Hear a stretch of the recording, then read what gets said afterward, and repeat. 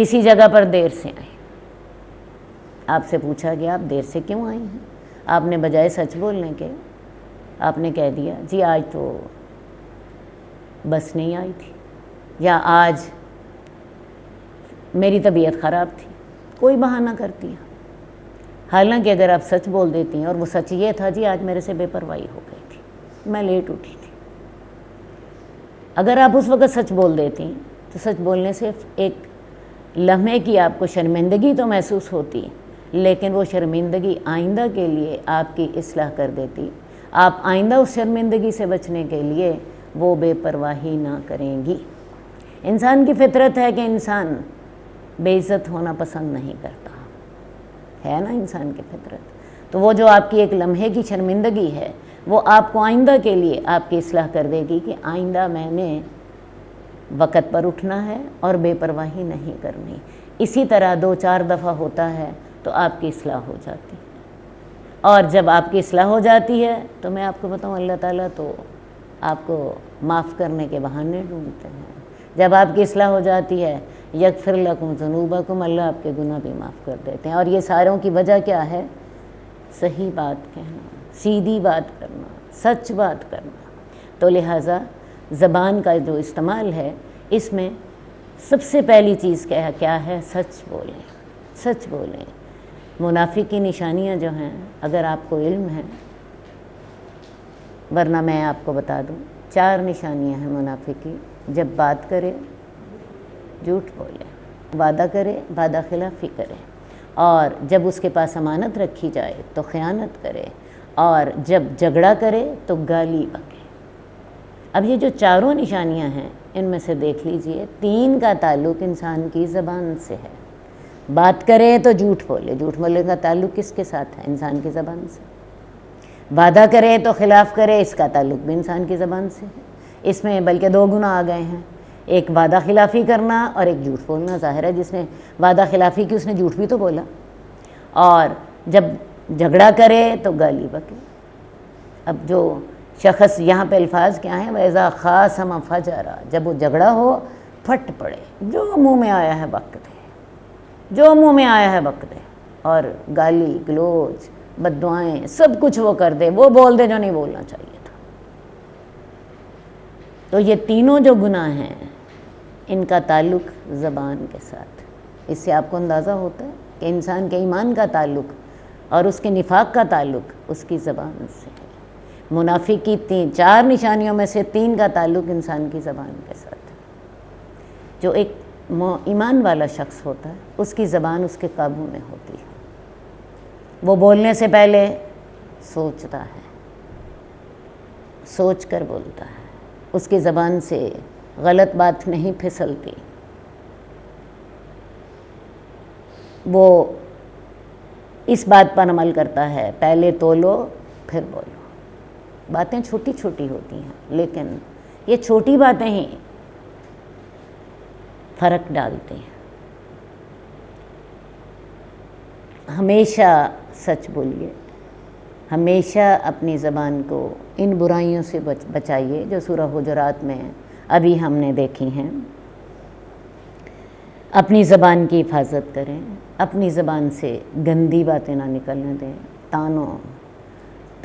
طنز و تشنیع سے بچیں، اور کوشش کریں کہ اپنی زبان سے اچھی بات نکلے ورنہ خاموش رہیں۔ ایک واقعہ حضرت ابوبکر کا اس وقت میرے سامنے ہے، یہ سلسلہ احادیث الصحیحہ سے میں نے لیا ہے، لمبا واقعہ ہے، میں کوشش کروں گی کہ اس کو اپنے الفاظ میں آسان آپ کو مختصر کر کے بتا دوں۔ ربیعہ اسلمی اور حضرت ابوبکر کو اللہ کے رسول صلی اللہ علیہ وآلہ وسلم نے زمین دی ہوئی تھی۔ ربیعہ اسلمی کہتے ہیں میں اللہ کے رسول کی خدمت کرتا تھا اور مجھے اور حضرت ابوبکر کو آپ نے زمین دی تھی، اور وہ زمین اکٹھی تھی۔ اس زمین میں ایک درخت، کھجور کا درخت تھا، اس کے سلسلے میں میرا اور حضرت ابوبکر کا جھگڑا ہو گیا۔ حضرت ابوبکر کا خیال تھا وہ ان کا ہے اور میرا خیال تھا وہ میرا ہے۔ اسی اثناء میں حضرت ابوبکر نے مجھے کوئی ایسی بات کہہ دی جو کہ ان کو بری لگی، حضرت ابوبکر کو بری لگی، اور حضرت ابو بکر نے ربیہ اسلمی سے جو رسول اللہ صلی اللہ علیہ وسلم کے خادم تھے ان سے کہا کہ تم بھی مجھے وہی بات کہہ دو تاکہ قصاص ہو جائے، تاکہ بدلہ ہو جائے۔ اور اس کا احساس بھی حضرت ابو بکر کو خود ہی ہو گیا۔ حضرت ربیہ اسلمی کہتے ہیں میں نے کہا میں تو نہیں کہوں گا۔ حضرت ابو بکر اصرار کر رہے ہیں تم مجھے وہی کلمہ کہہ دو تاکہ میرا اور تمہارا آپس میں بدلہ برابر ہو جائے، اور ربیہ اسلمی کہتے ہیں میں تو نہیں کہوں گا۔ حضرت ابو بکر رضی اللہ تعالیٰ عنہ فرماتے ہیں کہ انہوں نے پھر ربیہ اسلمی سے کہا کہ میں اللہ کے رسول کے پاس تمہاری شکایت کروں گا، اور وہ چلے بھی گئے۔ ربیہ اسلمی کا جو خاندان تھا ان تک بھی یہ بات پہنچ گئی کہ ایسے کر کے ان دونوں کا جھگڑا ہوا ہے، اور حضرت ابو بکر رسول اللہ صلی اللہ علیہ وسلم کے پاس شکایت کرنے گئے ہیں۔ تو ان کے خاندان والے ان سے کہنے لگے کہ ابو بکر کس بات کی شکایت کریں گے، زیادتی بھی انہوں نے خود ہی کی ہے، تم نے تو کی نہیں، اور خود ہی وہ شکایت کرنے پہنچ گئے ہیں۔ حضرت ربیہ جو تھے وہ بھی رسول اللہ صلی اللہ علیہ وآلہ وسلم کے تربیت یافتہ تھے، کہنے لگے تمہیں پتہ نہیں ہے حضرت ابو بکر کون ہیں، یہ رسول اللہ صلی اللہ علیہ وسلم کے یار غار ہیں، یہ مسلمانوں کے بزرگ ہیں، اگر انہوں نے تمہیں دیکھ لیا کہ تم مجھے ان کے خلاف برغلا رہے ہو تو وہ ناراض ہو جائیں گے، اور ان کی ناراضگی کی وجہ سے رسول اللہ صلی اللہ علیہ وسلم ناراض ہو جائیں گے، اور رسول اللہ صلی اللہ علیہ وسلم کی ناراضگی کی وجہ سے اللہ ناراض ہو جائے گا، اور پھر تو ربیہ ہلاک ہو گیا، پھر تو ربیہ ہلاک ہو گیا، جاؤ واپس جاؤ، مجھے ان کے خلاف نہ برغلاؤ۔ خیر جی، انہوں نے اپنے خاندان والوں کو واپس بھیج دیا، اور یہ بھی رسول اللہ صلی اللہ علیہ وسلم کے پاس چلے گئے۔ حضرت ابو بکر رضی اللہ تعالیٰ عنہ وہاں پہلے موجود تھے۔ حضرت ربیہ اسلمی جو ہیں یہ جب وہاں پہنچے تو رسول اللہ صلی اللہ علیہ وسلم نے ان سے کہا تیرا اور ابو بکر کا کیا معاملہ ہے؟ انہوں نے بھی بات وہی بتا دی جو حضرت ابو بکر بتا چکے تھے کہ یا رسول اللہ انہوں نے مجھے ایک کلمہ کہا، اور وہ کلمہ ان کو خود برا محسوس ہوا، اور انہوں نے مجھے کہا کہ اس کا قصاص لے لو، تم بھی وہی کلمہ مجھے کہہ دو تاکہ قصاص ہو جائے۔ تو یا رسول اللہ میں نے وہ کلمہ نہیں کہا، وہی بات بتا دی جو حضرت ابو بکر نے بتائی تھی۔ رسول اللہ صلی اللہ علیہ وسلم نے پتہ ہے کیا فرمایا؟ آپ نے کہا اچھا تم یہ تو کہہ سکتے تھے اللہ تمہیں معاف کرے۔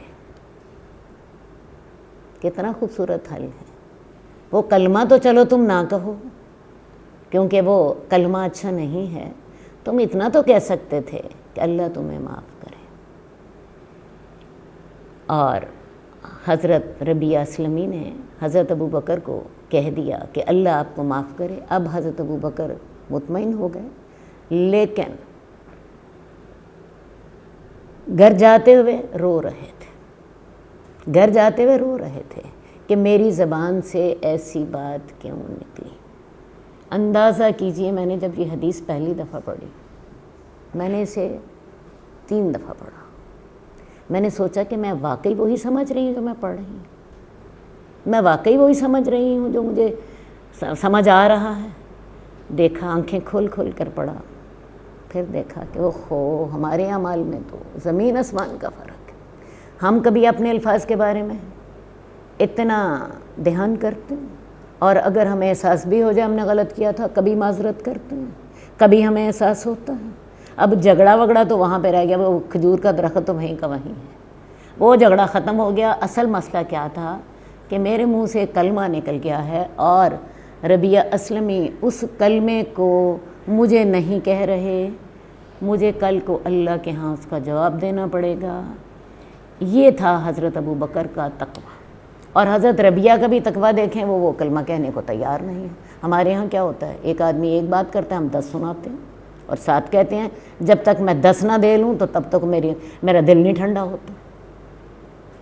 ایسا ہی ہے نا۔ ذرا اندازہ کریں، اس حدیث کو ذرا پڑھیں اور اس کو سمجھیں، اندازہ ہوگا ہمارا اور ان کا رویہ زمین آسمان کا فرق۔ اور دوبارہ میں آپ کو ایک بات توجہ دلاؤں، حضرت ابو بکر کا اور ربیہ اسلمی کا سٹیٹس ایک نہیں ہے۔ حضرت ربیہ اسلمی رسول اللہ صلی اللہ علیہ وسلم کے خادم ہیں،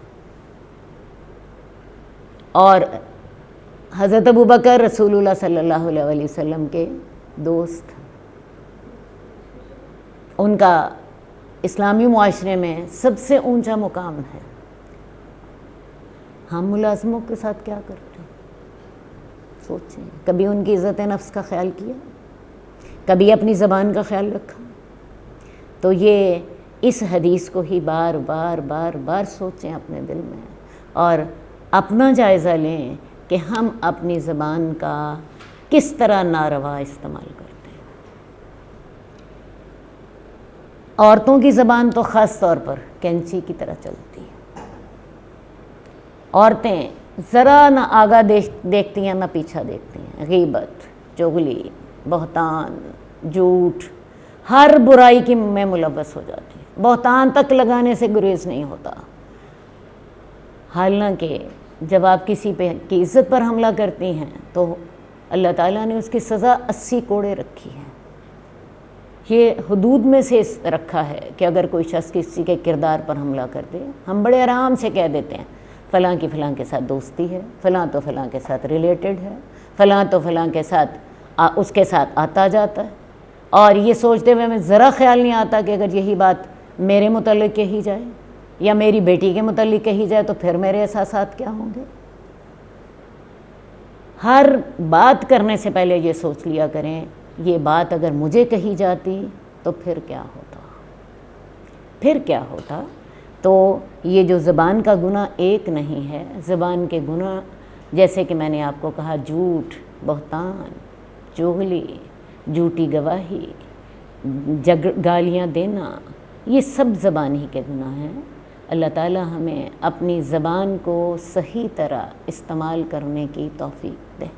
اور میں آپ سے دوبارہ کہوں گی کہ یہ جو حضرت ابوبکر کا واقعہ ہے زبان کے بارے میں، اس کو بار بار سوچیں اور اس پر اپنے عمل کا جائزہ لیں۔ اللہ تعالیٰ ہمیں سمجھنے کی توفیق دے، آمین یا رب العالمین برحمتک یا ارحم الراحمین۔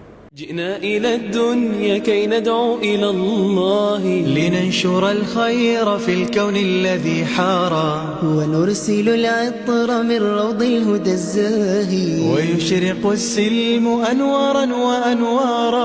جئنا إلى الدنيا كي ندعو إلى الله، لننشر الخير في الكون الذي حارى، ونرسل العطر من روض الهدى الزاهي، ويشرق السلم أنوارا وأنوارا. الله الله الله أكبر، الله الله الله